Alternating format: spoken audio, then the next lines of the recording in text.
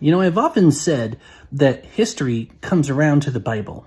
Well, of course you've said that, Dinks. You're an idiot who doesn't know anything about anything. You think evolution is fake, physics is magic, and that creationism isn't idiotic nonsense, amongst many, many more things, I'm sure. So of course you would think that one of the most consistently wrong about facts book in the history of ever, especially when it comes to supernatural claims, isn't that. Also, for some reason, you are now seemingly radioactive. Who the hell does your color correction? Get a competent creationist editor, goddammit. Oh right, competent creationist is an oxymoron. Almost as much as an oxymoron as you are.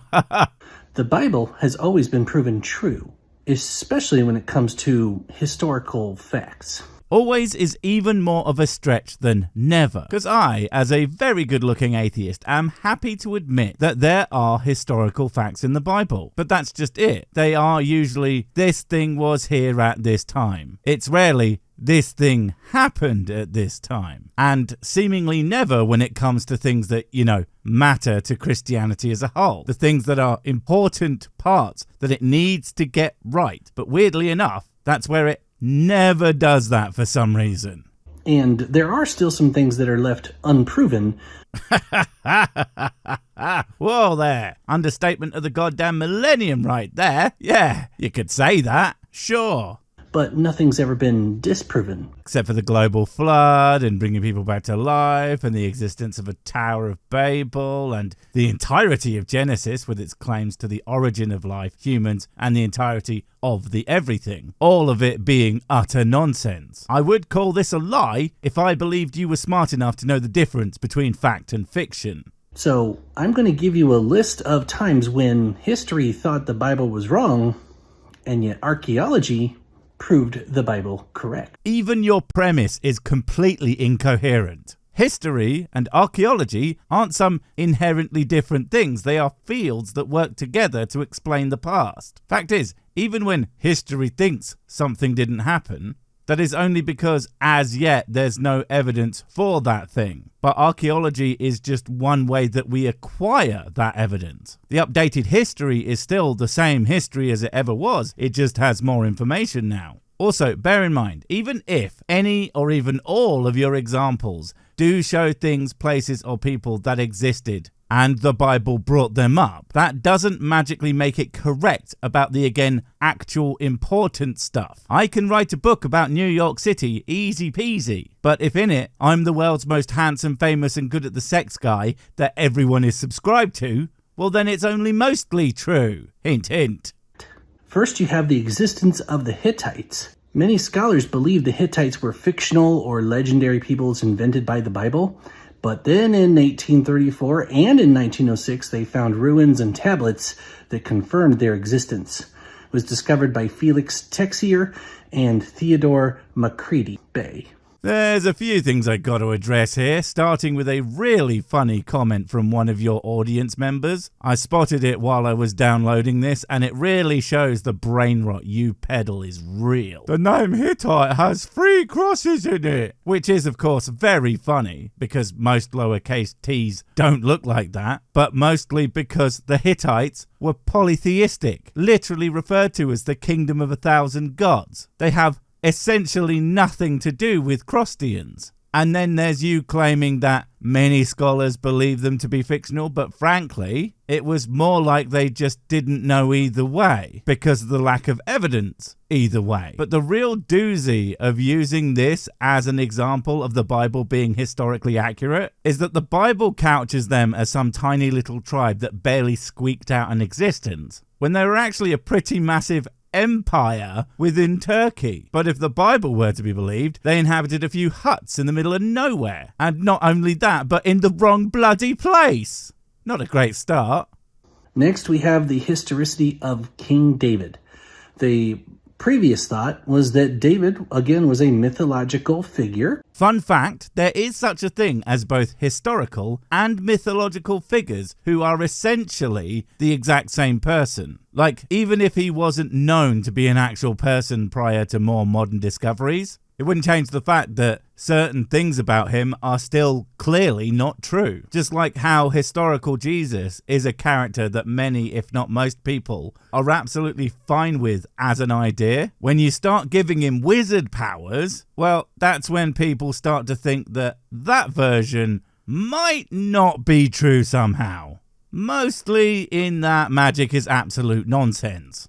But yet in 1993 and in 1994, they found fragments of the Tel Dan stele. It was discovered by Gila Cook, and it actually confirms the House of David. See, this is exactly the problem. Yeah, okay, that hunka burning rock does confirm the existence of a historical Davy boy. But strangely, nowhere on it does it mention pretty much any of the claims about him from the Bible other than existence. Again, it's not hard to take a real person and then make shit up about them. You making shit up about them doesn't make them any less real, the same way that them being real doesn't make the made up shit any less ridiculous. Being based on a true story has never, ever, ever meant this is actually a true story, guys. Next, we have Sargon, the king of Assyria, which is mentioned in this passage. Not gonna lie, it's pretty funny that you have to do that. I mean, come on, man. Surely you're reading from a script. Name the passage. It's not that hard. Also, to act as if the guy who apparently conquered the northern kingdom of Israel, the head of another pretty dang large empire, a thoroughly record-keeping one at that, was something obscure that only the Bible was ever going to know about, and not something that was going to be discovered regardless, is very funny. Because it's like being amazed that a history of Poland just happens to mention a particularly angry Austrian man who caused a spot of bother in the 1940s, instead of it being weirder if they didn't mention Hitler for no reason. Again, the existence of historical figures in the Bible doesn't make it any less historical fiction. They previously thought that Sargon was either unknown or invented or just another name for a different Assyrian king. But then 𝔻𝕦𝕡𝕡𝕡𝕡𝕡 actually discovered the evidence of his existence in 1843. This one is an incredible stretch, aka a stretch that is simply not credible. The different name thing. Yeah, they likely thought it was the same guy, it's just they would have had various names for him. Very common for kings of the era, and they were pretty sure he was a person. They just had to find hard evidence to go with the lists that included his names and other sources that were already well known that mentioned the guy. And ultimately, the actual discovery of his palace was less a win for the Bible and more one for the study of the Assyrian Empire, something that was already pretty well understood before that specific discovery. A much more recent one is the Pool of Siloam, which of course is mentioned in this passage here. Skeptics doubted the pool even existed and viewed the account in John as legendary or symbolic. This is even worse than any of the previous people ones. At least with people it can be hard to say what exactly they did or didn't do. But the existence of a place, like seriously, it's a place. If we find it and go to it, we can test it for magical properties. Whereas at least with the people, they're dead, so you can't really test them in the same way. So yeah, finding a real place that is mentioned is of course again not proof that anything that was claimed about it or specific events that apparently happened there, happened. And of course, your claim that people didn't think it was real appears again to be bollocks. In this case, they just didn't know where it was, but it seemed that there was little doubt to if. But in 2004, it was actually discovered and excavated by Eli Shukron and Ronnie Reich. What makes this all so much worse is they had actually previously already found another place that they thought was the place. They thought that this one was what was being referenced. So its existence was doubly not in doubt. It just happened that the one that was referenced in the book, though, seems it was a different one. So this does absolutely nothing for your claim that history thought this thing am fake, you doofus. And if we want to be truly honest, it was actually discovered when they were trying to repair a sewer line. I doubt you are capable of being truly honest, even if it is a matter of pure incompetence. Which of course means the true sewer line is the one that goes from whatever you call a brain directly to your effluent spewing maw. Next is Pontius Pilate. Yeah, the guy who had tried Jesus from the Roman side. Many believed he was mythical or made up. You have to question when exactly you are saying that anyone thought a lot of these characters were made up. Because before a certain point, a couple of 100 years ago, I guess that might have been a thing. But if you're suggesting that at any moment in recent historical understanding, and by recent I do mean within about 200 years, no one thought Pontius Pilate was made up. The Romans were notorious for their record keeping. The idea that we hadn't bothered to look through that stuff to see what was said is utterly ludicrous.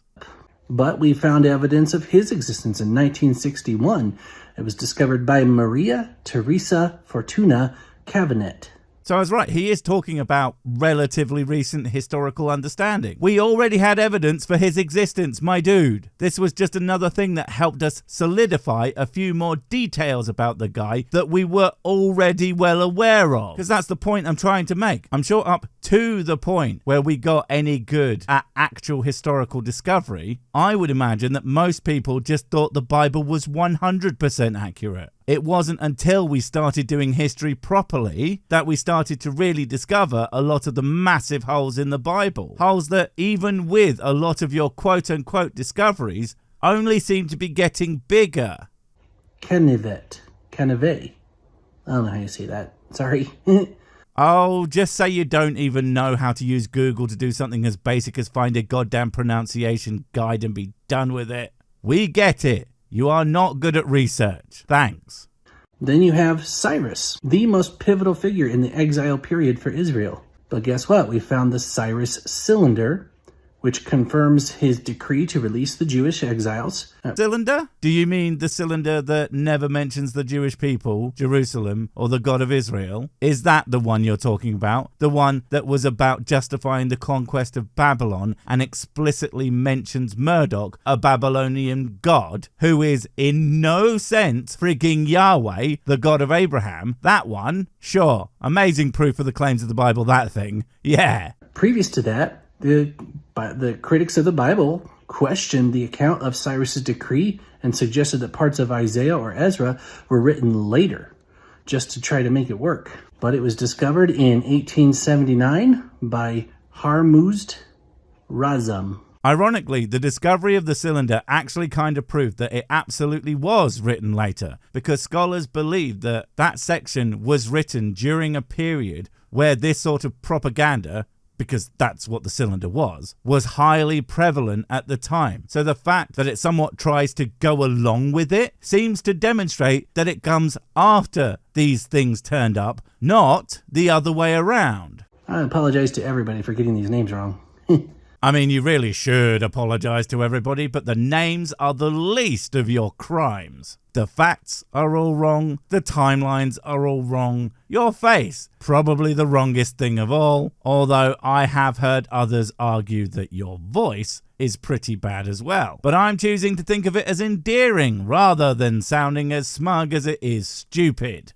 Believe it or not, the people of Israel themselves, some believe that they never actually existed. But then we found the 𝔻𝕬𝕡𝕡𝕡𝕡 stele is a mention of the people of Israel outside the Bible that was found by Flinders Petrie in 1896. See, at this point, there's no way you genuinely believe that people thought that the people of Israel were a freaking myth, unless there is something seriously wrong with your brain, which I am not discounting. But yeah, this specific evidence is another one that actually makes things kind of awkward, because it actually discusses the laying to waste of Israel. But the Bible suggests that, if anything, they were expanding at the time, and of course make no mention of being laid to waste by Egypt in the interim. As usual, the evidence that we actually have and the claims of the Bible are at loggerheads. Weird.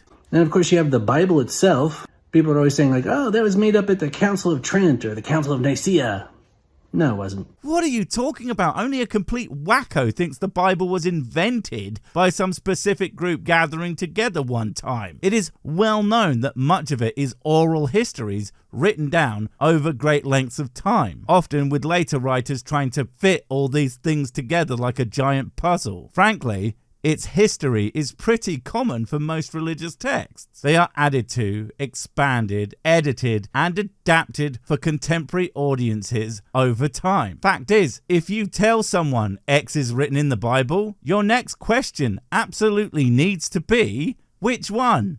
The Dead Sea Scrolls were one of the most amazing finds in history. It actually destroyed the idea that the Bible developed mythological concepts or ideas over time.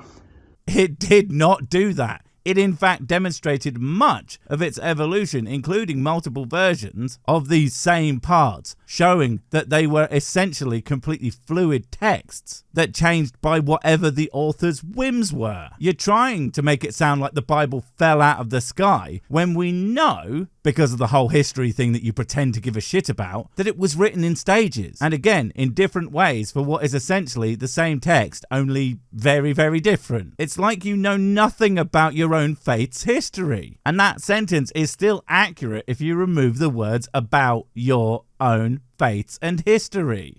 It was discovered in 1947, along with further discoveries in 1956 by Bedouin shepherds, and then later by archaeologists exploring the caves.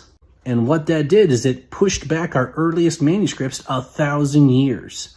Before that, the oldest ones we had dated the 1400s. Now we had some that dated the 400s and some even earlier than that. First off, I'm pretty sure there was something in like 900 AD period, the Aleppo Codex, I think. So you can't even get that right. And also, your dumbass, of course, can't even make the argument that most of you assholes make in this regard. So because I'm so nice, I'll make it for you. It am very similar, therefore God. Unfortunately, having a text that people think is important, so they keep copying it with decent accuracy, says absolutely nothing to the validity of that text or about the existence of any god. All it demonstrates is that people in fact thought it was important, so they kept copying it with decent accuracy. Shonk.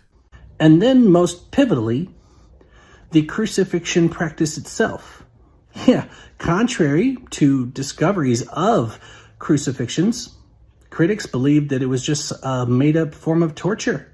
Unequivocal nonsense. The idea that any serious historian believed that crucifixion was made up is utterly gibberitic. No one thinks that. And the fact that you think they do says a whole lot more about you than it does about these imaginary critics.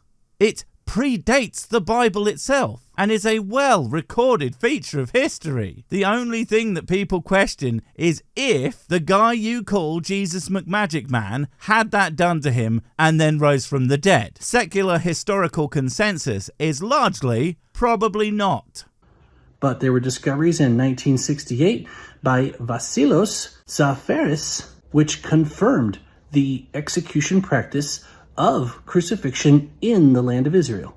No, it doesn't. We knew it happened already and had done for a vast amount of time. All it did do was give us an incredibly rare glimpse at a relatively intact piece of body that had been crucified. And ironically, proved by its utter rarity just how unlikely it was that a crucifixion victim would have ended up in even a wealthy family's tomb. Emphasis, mind, on family. The irony being that you guys will often argue the fact that this happened at all proves it might have happened for J-Man, when I would argue that it actually demonstrates the absolute opposite.